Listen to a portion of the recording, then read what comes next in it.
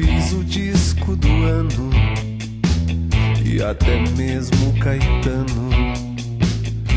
Nos últimos anos, as redes sociais ajudaram muita gente a se reencontrar.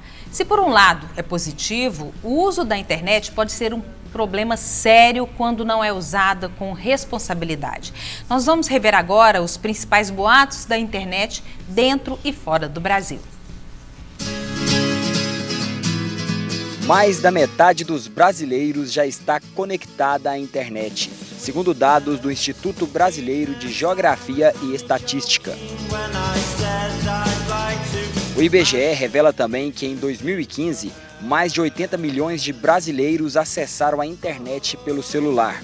Imagine quantas mensagens já foram trocadas.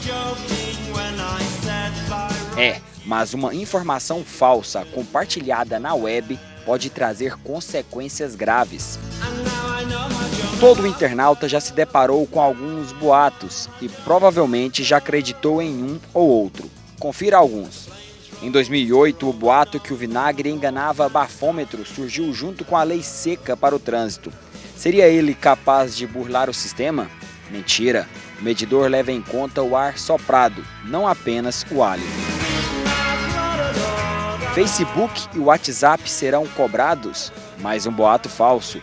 A frase "vai ser pago a partir de tal data" invade os aplicativos e as redes sociais do momento. Na piada, ela fala para enviar a várias pessoas e você terá a gratuidade.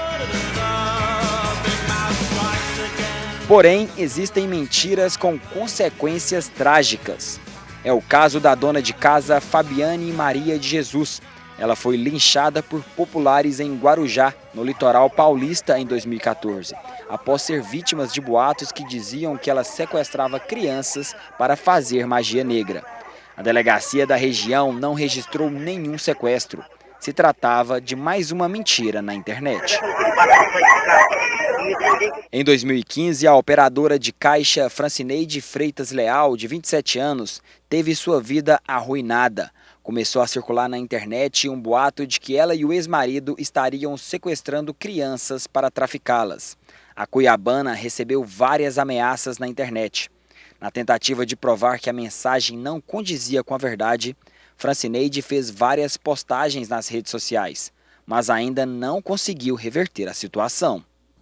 Venho aqui diretamente para falar para vocês uma notícia, uma bomba bombástica. Circula também na internet de que o surto de microcefalia no país se deve a vacinas de rubéolas vencidas aplicadas em gestantes. O Ministério da Saúde já garantiu que todas as doses são seguras. Boatos sobre mortes de famosos também viralizam nas redes sociais. Casos como o da atriz Drica Moraes, do promotor Amin Kader, dos cantores Belo e Felipe Dilon e até do apresentador Jô Soares. Os internacionais também são alvos de assassinatos virtuais. Os cantores Dave Grohl, Eminem, Paul McCartney, Mick Jagger e os atores Charlie Sheen, Adam Sandler e Jack Chan.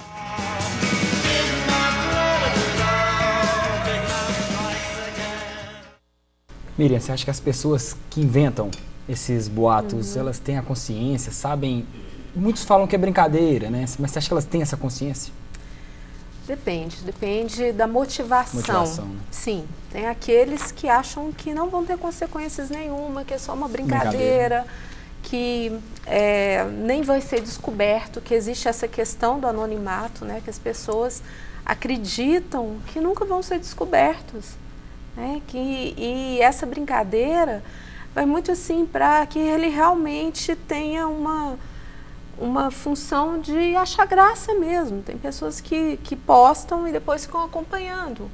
Né? Então, a propagação, né? O nível de pessoas que estão seguindo, que compartilharam, que curtiram, e que isso eleva o status da pessoa. Né? Mas é uma questão que também é complicada, porque tem pessoas que deliberadamente fazem isso, têm consciência dos danos, procuram colocar justamente para trazer dano para outros, e aí isso já vai para um outro campo, né? Que é a motivação de cada um.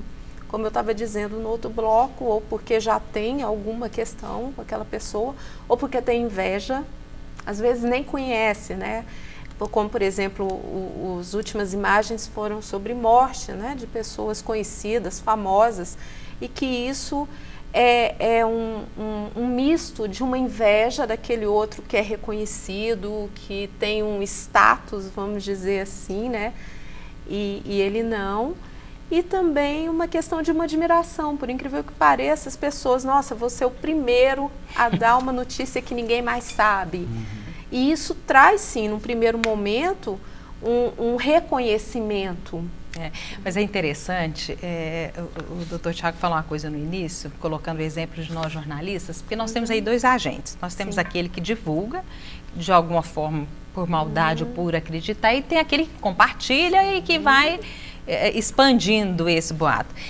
Mas é interessante a gente verificar que até no meio jornalístico, a gente tem aquelas pessoas que acreditam em alguns desses boatos e acabam divulgando. Ou profissionais, nesse caso da vacina, parece que eu não sei, parece que foi em Pernambuco que começou a ser divulgado, os próprios médicos da rede básica de saúde começaram a divulgar também. Quer dizer, era para se imaginar que nós jornalistas e que os médicos, no caso desse, se precavessem primeiro, né? A gente não divulga uma informação sem verificar a veracidade dela, né? Aí eu pergunto, tem como saber? Esse tipo de boato, esse tipo de notícia, ela deixa rastro? A gente tem como identificar o que é boato, o que é verdade? Olha, para você fazer essa identificação, depende do boato em si, né? Porque tem boatos, por exemplo, de fofoca e boatos de notícias, como mencionado nas informações, que buscam o acesso e logo trata de temas que interessam a comunidade de uma forma geral, como, por exemplo, morte de famosos, assuntos políticos, assuntos sociais. E é importante fazer um parênteses nessa questão quando você tem uma notícia, um boato envolvendo atores ou políticos ou algum tema social, que algumas vezes elas podem ser armadilhas para vírus, né? Ou seja, o usuário clica naquela notícia porque ela tem um título completamente chamativo, e hoje nós estamos muito intuitivos, né? Nós clicamos em tudo com o celular, né? Às vezes acessando do trânsito, conversando com outras pessoas, então por falta de atenção a gente clica em algo e depois descobre que é um vírus. Às vezes são ferramentas para captar os seus dados pessoais, né? Chama phishing, quando você cria links nas notícias, que são links mal intencionados que buscam se instalar na sua máquina, no seu computador, no seu celular e enviar para a pessoa que está controlando aquele material todos os seus dados pessoais, fotos, vídeos. Então tem que tomar cuidado com essas armadilhas. Mas voltando à questão da checagem, no primeiro momento, sempre que você receber uma informação que você duvide da veracidade, vá a sites de grande movimentação, portais de notícias, buscadores de conteúdo como Google, Yahoo.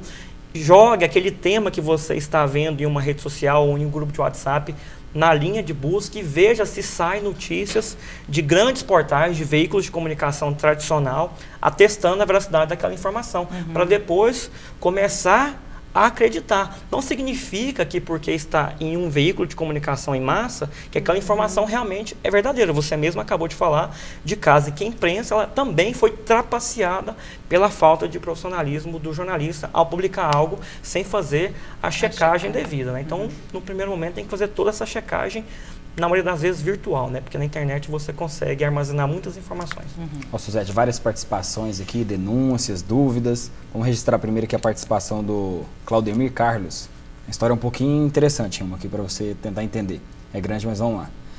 Tem uma pergunta, ele foi preso pelo delegado de Anápolis, acusado de mostrar vídeos a um menor, vídeos pornográficos a um menor. Aconteceu e falou que a justiça ocorreu em 2012, foi enquadrado no artigo 218, que é corrupção de menor para prostituição. Ele, além de expor, ele foi exposto na TV, colocou ele em entrevista e nada foi provado. Ele fala que, lembrando que até hoje o Ministério Público não aceitou a denúncia e até hoje não foi chamado para explicar. Estou acompanhando o caso, o programa, gostaria de saber. Fiquei 20 dias na cadeia, sendo acusado, e até hoje nada.